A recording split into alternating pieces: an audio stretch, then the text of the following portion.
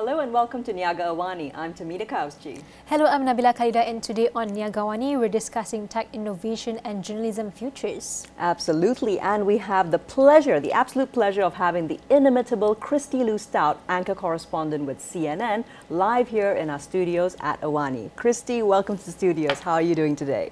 Thank you for joining us this morning. I'm so happy to be back in Malaysia, here to meet with CNN partners, here to meet with local students for CNN Academy, and here to raise the flag for CNN just to share the good news of what we're doing.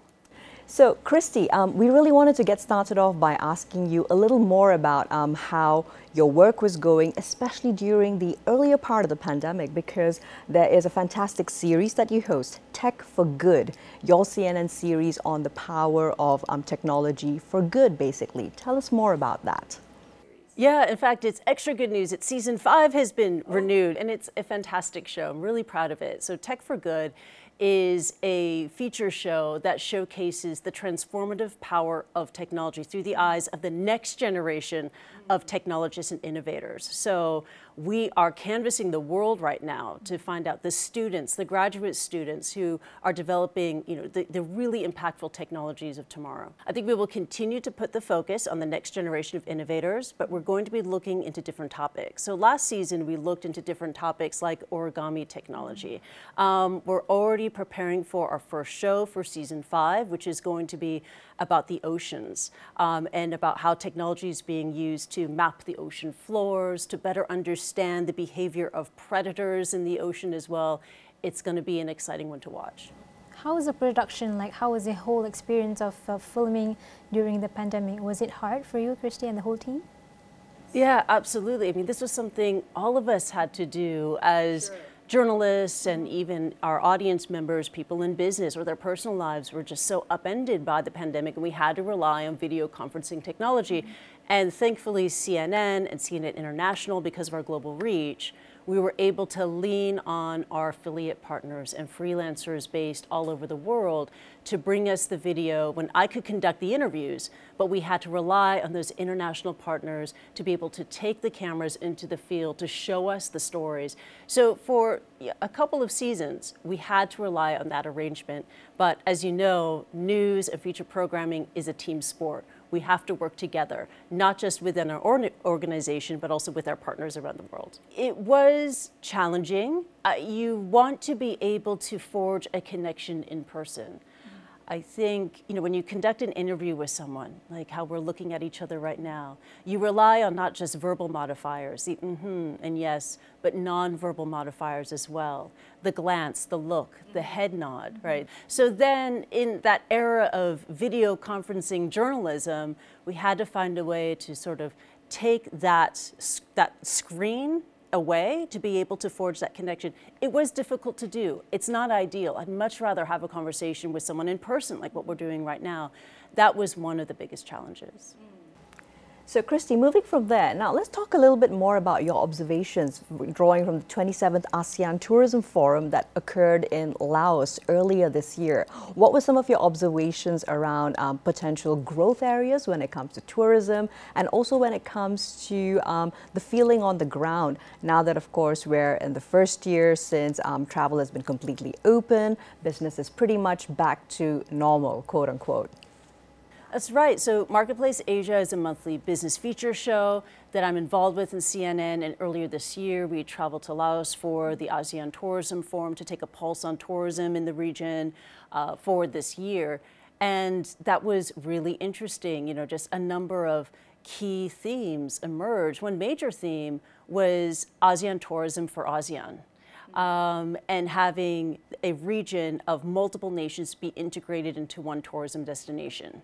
And that makes sense. If you look at the tourism data for ASEAN, for example, for last year, you had tens of millions of tourists from around the world travel to Thailand. The largest source country of international tourists was Malaysia.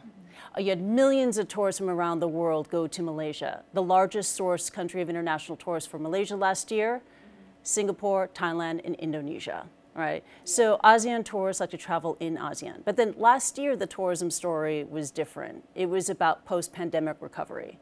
Now it's about reaching 2019 levels or even surpassing it, right? And it's going to be a big year ahead. You know, for example, you have White Lotus, the HBO series, which is very popular in the United States, is filming, I believe its third season in Thailand. There is going to be an anticipated White Lotus effect, which has happened in other locations previously. So you'll have, you know, hordes, scores of American tourists going to Bangkok, going to Phuket to sort of recreate this, this series. And what will happen next is they will come to Bangkok, but also because of the integrated ASEAN region, they'll go to Bangkok, they'll go to Phuket, they'll go to KL, they'll go to Langkawi. They'll travel throughout the region, right? And that's something that'll be exciting to see in the next year or so. All right, Kristie, let's see on the domestic point of view. Malaysia-wise, thoughts on trends like sustainable tourism, especially for Sabah and Sarawak. What are your thoughts on this is Malaysia? So in terms of like Muslim tourism, what are your thoughts on that?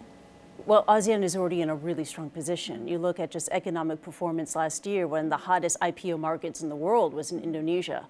You have hundreds of millions of new consumers coming online and becoming a new consuming force because of what happened during the pandemic.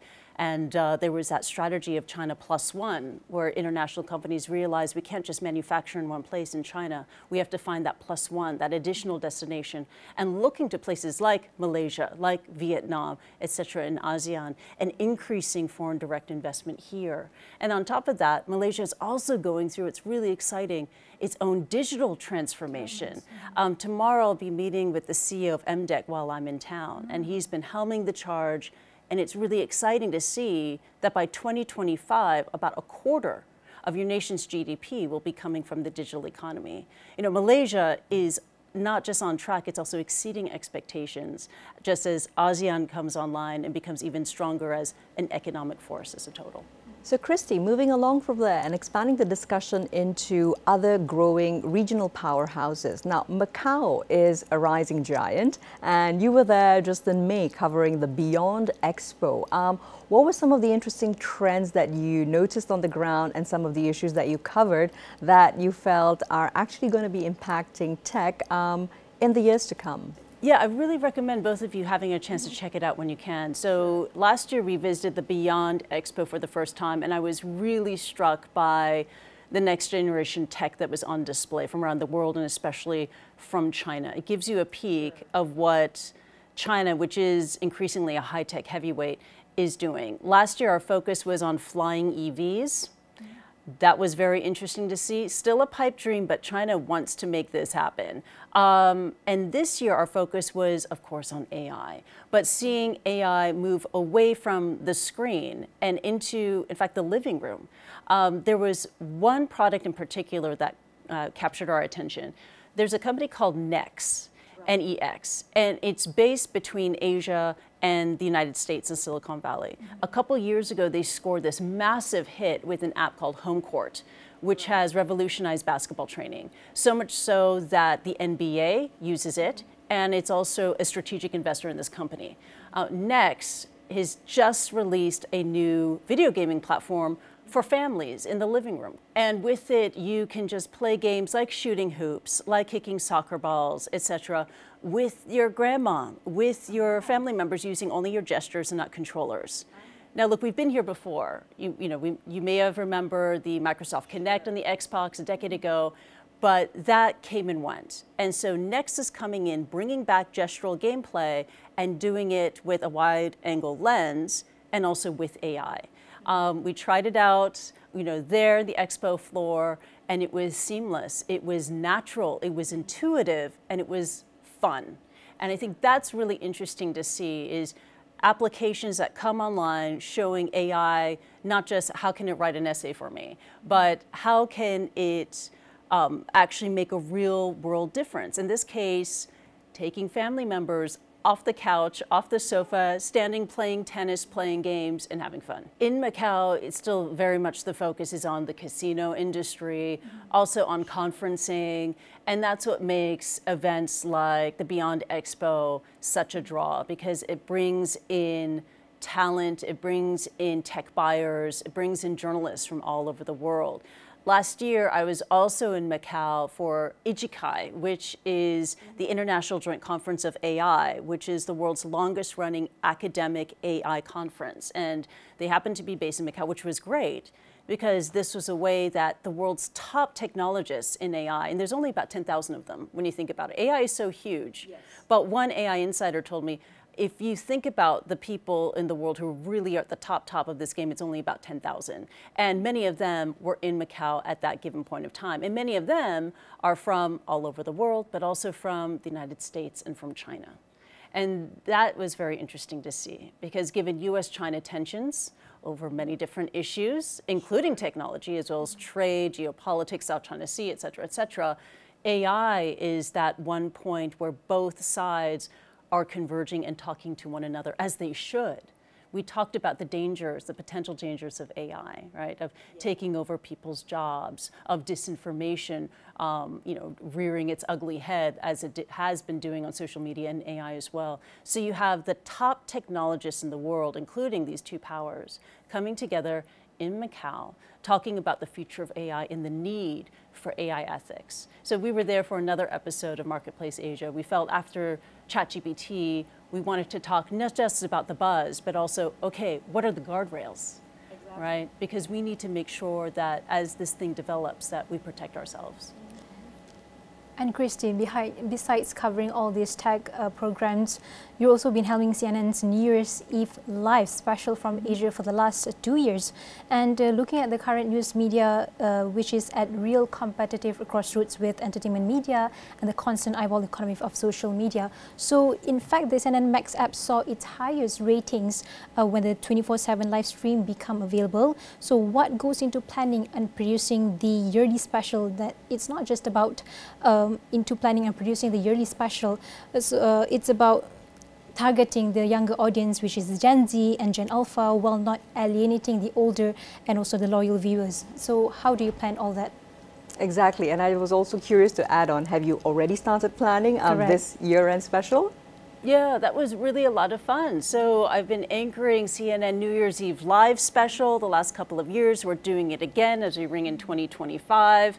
And it is multiple hours of high energy fun programming on CNN as we ring in the new year from Sydney, to Seoul, to Tokyo, to Shanghai, Taipei, Hong Kong, Kuala Lumpur, Singapore, Bangkok, etc.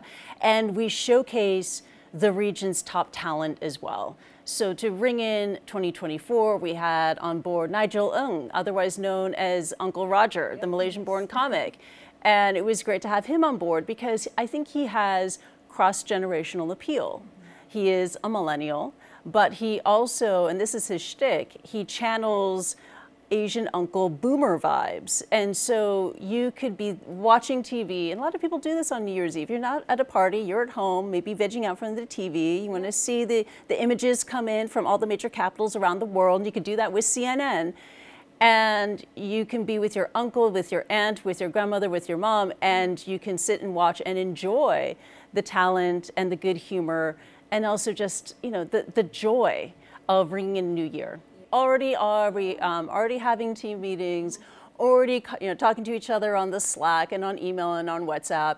We're coming up with our list of special guests, because also we want it to be representative of different industries and representative of the region. Another example of that was we profiled, she is a Japanese pop idol named Henri, and she recently marked 45 years in the business, and she's been enjoying a renaissance in the United States because of millennial DJs who are discovering city pop as a genre of music.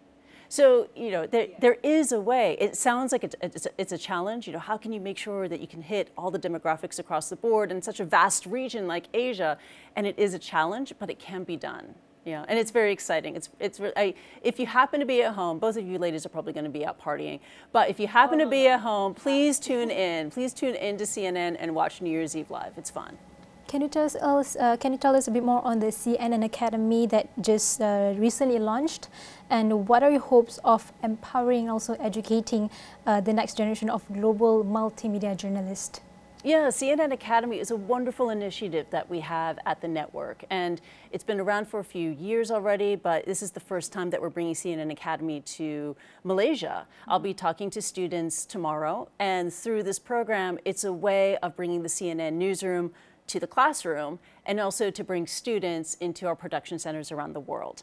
And I absolutely love these encounters. I have an opportunity to talk to students, to hear their questions, to share best practices, what I've learned over the years at CNN, and also just to see and also learn from them too. I think mentorship is something that's really important. I think it's something that's not just one way, it's both ways. I also feel energized by these encounters. I learn a lot as well.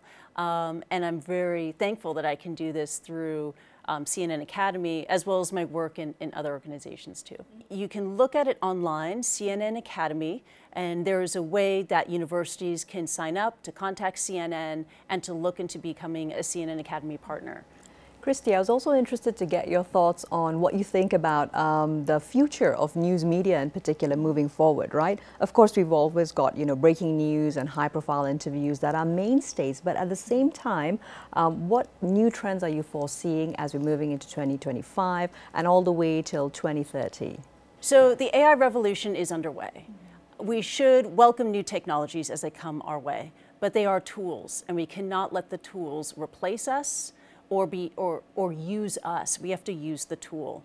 I think as the AI revolution unfolds, we have to learn the lessons of previous revolutions like globalization, like social media, to make sure that mistakes are not repeated in, let's say, income inequality, in, for example, bullying, in body image issues, in disinformation, as we've seen with the social media revolution.